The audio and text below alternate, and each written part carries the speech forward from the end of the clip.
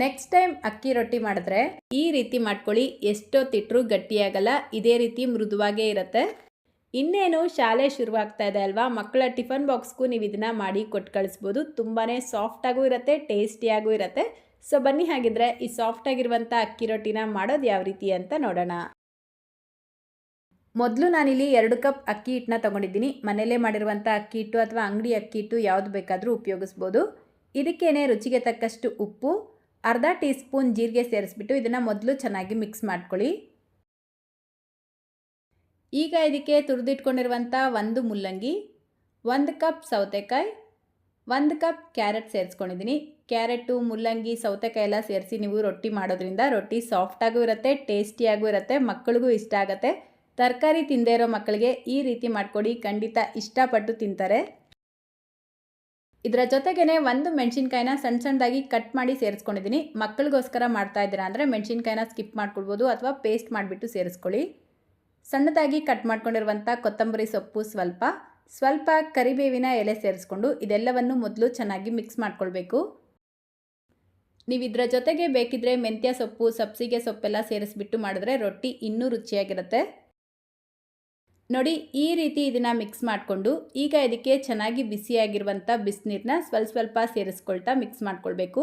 ನೀರು ಜಾಸ್ತಿ ಬಿಸಿ ಇರುತ್ತೆ, ನೀವು ಕೈಯಿಂದ ಕಲಸೋಕ್ಕೆ ಆಗಲ್ಲ ಅಂದರೆ ಬೇಕಿದ್ರೆ 1 ಸ್ಪೂನ್ ಸಹಾಯದಿಂದ ನಿಧಾನಕ್ಕೆ ಮಿಕ್ಸ್ ಮಾಡ್ಕೊಳ್ಬೋದು. 2 ಕಪ್ ಅಕ್ಕಿ ಹಿಟ್ಟಿಗೆ ನನಗಿಲ್ಲಿ 1 ಕಪ್ ಬಿಸಿನೀರು ಇಡಿಸಿದೆ. ಸ್ವಲ್ಪ ಸಾಫ್ಟಾಗಿ ಕಲಿಸ್ಕೊಳ್ಬೇಕು. ಸೊ ನೀವು ಹದ ನೋಡ್ಕೊಳ್ತಾ ನೀರು ಜಾಸ್ತಿ ಅಥವಾ ಕಡಿಮೆ ಸೇರಿಸ್ಕೊಂಡು ಮಿಕ್ಸ್ ಮಾಡ್ಕೊಳ್ಳಿ. ಈ ರೀತಿ ಕಲಿಸ್ಬೇಕಾದ್ರೆ ಬಿಸಿನೀರು ಉಪಯೋಗಿಸ್ಕೊಂಡು ಕಲಿಸ್ಬಿಟ್ಟು ರೊಟ್ಟಿ ಮಾಡ್ಕೊಳ್ಳೋದ್ರಿಂದ ರೊಟ್ಟಿ ನೀವು ಎಷ್ಟೊತ್ತಿಟ್ಟರೂ ಗಟ್ಟಿಯಾಗಲ್ಲ, ಮೃದುವಾಗಿರುತ್ತೆ. ಸೊ ನೋಡಿ, ಈ ಹದಕ್ಕೆ ಕಲಿಸ್ಕೊಂಡು ಈಗ ರೊಟ್ಟಿ ತಟ್ಕೊಳ್ಬೇಕು.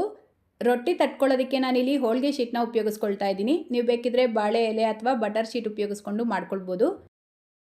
ನೋಡಿ, ಈ ಶೀಟ್ಗೆ ಮೊದಲು ಈ ರೀತಿ ಎಣ್ಣೆ ಹಚ್ಕೊಂಡು ರೊಟ್ಟಿನ ತಟ್ಕೊಳ್ಬೇಕು. ರೊಟ್ಟಿ ನಿಮ್ಗೆ ಎಷ್ಟು ತೆಳುವಾಗುತ್ತೋ ಅಷ್ಟು ತೆಳುವಾಗಿ ಮಾಡ್ಕೊಳ್ಳಿ.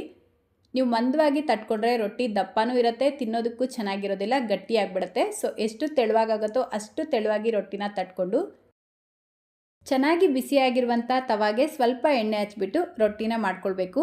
ಮೀಡಿಯಂ ಫ್ಲೇಮಲ್ಲೇ ಬೇಯಿಸ್ಕೊಳ್ಳಿ, ಆವಾಗ ಸಾಫ್ಟಾಗಿರುತ್ತೆ. ನೋಡಿ, ಈ ಶೀಟ್ನ ಡೈರೆಕ್ಟಾಗಿ ಈ ರೀತಿ ತವಾ ಮೇಲ್ಗಡೆ ಹಾಕ್ಬಿಟ್ಟು ಜಸ್ಟ್ ಲೈಟಾಗಿ ಈ ರೀತಿ ಪ್ರೆಸ್ ಮಾಡಿಬಿಟ್ಟು 1 ಸೆಕೆಂಡ್ ಬಿಟ್ಟು ನಿಧಾನಕ್ಕೆ ಈ ರೀತಿ ತೆಗೆದ್ರೆ ಈಸಿಯಾಗಿ ಬರುತ್ತೆ. ಸೊ ಇದರ ಮೇಲ್ಗಡೆ ಸ್ವಲ್ಪ ಎಣ್ಣೆ ಅಥವಾ ತುಪ್ಪ ಹಚ್ಬಿಟ್ಟು 2 ಕಡೆ ಮೀಡಿಯಂ ಫ್ಲೇಮಲ್ಲಿ ಬೇಯಿಸಿ ತೊಗೊಂಡ್ರೆ ಅಕ್ಕಿ ರೊಟ್ಟಿ ರೆಡಿಯಾಗುತ್ತೆ.